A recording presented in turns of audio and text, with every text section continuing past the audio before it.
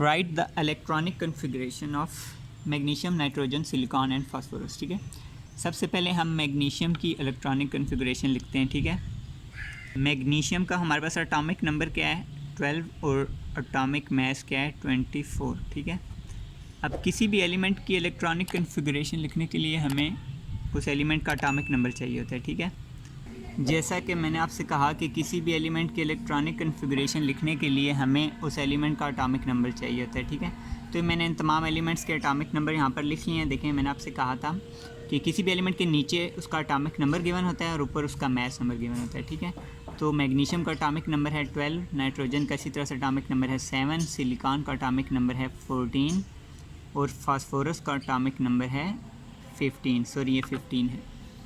अब हम सबसे पहले मैग्नीशियम की इलेक्ट्रॉनिक कन्फिग्रेशन लिखते हैं। ठीक है, मैग्नीशियम का एटॉमिक नंबर क्या है 12। तो अब आपने क्या करना है, यहाँ पर देखना है। ठीक है, इस सीक्वेंस को फॉलो करना है। सबसे पहले हमारे पास क्या आएगा 1s के बाद हमारे पास क्या आएगा 2s,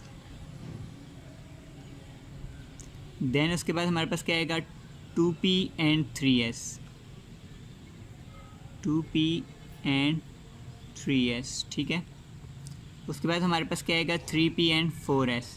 लेकिन ये लिखने से पहले हमने एटॉमिक नंबर को देखना है कि एटॉमिक नंबर हमारे पास 12 है, यानी नंबर ऑफ़ इलेक्ट्रॉन्स मैग्नीशियम में कितने हैं 12 हैं। एटॉमिक नंबर क्या होता है, the number of protons in the nucleus of an atom is called its atomic number.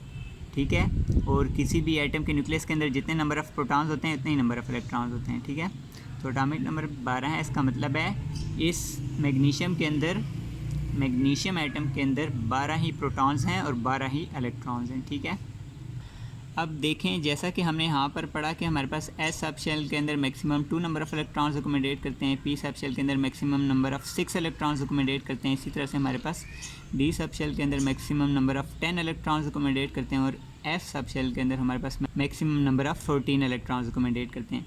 तो एस के अंदर maximum number of 2 electrons accommodate करते हैं, एस के अंदर मैक्सिमम नंबर ऑफ़ 2 इलेक्ट्रॉन्स। इसी तरह से पी के अंदर maximum number of 6 electrons accommodate करते हैं। ठीक है, तो देखें 2 और 2 कितना हो गया 4 और 6 10। अब 12 में से 10 तो हमने फिल कर लिए हैं। अब हमारे पास 2 रह गए और x में maximum number of 2 he electrons आते हैं, तो हम यहाँ पर 2 लिखेंगे और यहाँ पर हमारी इलेक्ट्रॉनिक कन्फिग्रेशन स्टॉप हो जाएगी। ठीक है, तो ये मैग्नीशियम की इलेक्ट्रॉनिक कन्फिग्रेशन हमने लिख लिया। अब हम चलते हैं नेक्स्ट एलिमेंट की तरफ। नेक्स्ट हमारे पास क्या है नाइट्रोजन। नाइट्रोजन का एटॉमिक नंबर है 7। ठीक है, इसी तरह से हम पहले क्या लिखेंगे 1s, फिर लिखेंगे 2s, फिर लिखेंगे 2p। हमने इन नंबर ऑफ़ इलेक्ट्रॉन्स को देखना है, उसके अकॉर्डिंग हिसाब से लिखना है। ठीक है, s के अंदर maximum number of 2 electrons, s के अंदर मैक्सिमम नंबर ऑफ़ 2 इलेक्ट्रॉन्स, 2 और 2 4। अब 7 में से 4 गए 3 रह गए। p के अंदर मैक्सिमम नंबर ऑफ़ तो 6 आते हैं इलेक्ट्रॉन्स, लेकिन हमारे पास बच्चे 3 हैं तो हम 6 तो नहीं लिख सकते, हम 3 लिखेंगे। ठीक है, और यहाँ पर हमारी इलेक्ट्रॉनिक कन्फिग्रेशन स्टॉप हो जाएगी। तो ये इसका आंसर है।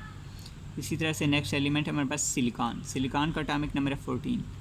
तो इसको भी हम इस तरह से लिखेंगे 1s, 2s, 2p, 3s। फिर आगे हम फर्दर लिख लेंगे, पहले हम इसको फिल कर लेते हैं। s के अंदर ज़्यादा से ज़्यादा 2 इलेक्ट्रॉन्स आते हैं, p के अंदर ज़्यादा से ज़्यादा 6 और s के अंदर ज़्यादा से ज़्यादा 2 4 और 6 10 हो गए और 2 12 हो गए। अभी 14 में से 12 गए, 2 अभी भी हमारे पास बाकी हैं। तो देखें 3s के बाद कौन सा सब शेल हमारे पास आएगा 1s, 2s, 2p, 3s के बाद हमारे पास 3p आएगा। कौन सा सब शेल आएगा 3p। अब p के अंदर maximum number of 6 electrons accommodate करते हैं, लेकिन हमारे पास बच्चे 2 हैं, तो हम कितने लिखेंगे 2। ठीक है, 2 and 2 4 + 6 10 + 2 12 और 2 14 हमारे पास यहाँ पर इलेक्ट्रॉनिक कन्फिग्रेशन स्टॉप हो जाएगी। तो ये इसका आंसर है। इसी तरह से लास्ट में हमारे पास है फास्फोरस। फास्फोरस का एटॉमिक नंबर है 15। तो इसकी भी हम इसी तरह से लिख लेते हैं। सब shell 1s, 2s, 2p, 3s, 3p। s के अंदर ज़्यादा से ज़्यादा 2 इलेक्ट्रॉन्स आते हैं, p के अंदर ज़्यादा से ज़्यादा 6, s के अंदर ज़्यादा से ज़्यादा 2, p के अंदर ज़्यादा से ज़्यादा 6 आते हैं, मगर हमने पहले इनको काउंट करना है। 2 + 2 4 + 6 10 + 2 12। अब देखें 15 में से 12 गए, 3 रह गए। p के अंदर मैक्सिमम नंबर ऑफ़ 6 इलेक्ट्रॉन्स आते हैं, लेकिन हमारे पास बचे 3 हैं, तो हम 3 लिखेंगे और यहाँ पर हमारे पास इलेक्ट्रॉनिक कन्फिग्रेशन स्टॉप हो जाएगी। तो यहाँ पर आज का हमारा टॉपिक कंप्लीट होता है। आई होप कि आपको ये टॉपिक बहुत अच्छे से समझ आ गया होगा। अगर आप में से किसी भी स्टूडेंट का कोई भी क्वेश्चन है तो वो कमेंट बॉक्स में मुझे कमेंट कर सकते हैं। अगर आपको वीडियो अच्छी लगी है तो हमारे चैनल को सब्सक्राइब करें, वीडियो को लाइक करें और दूसरों के साथ शेयर करें। Thanks for watching.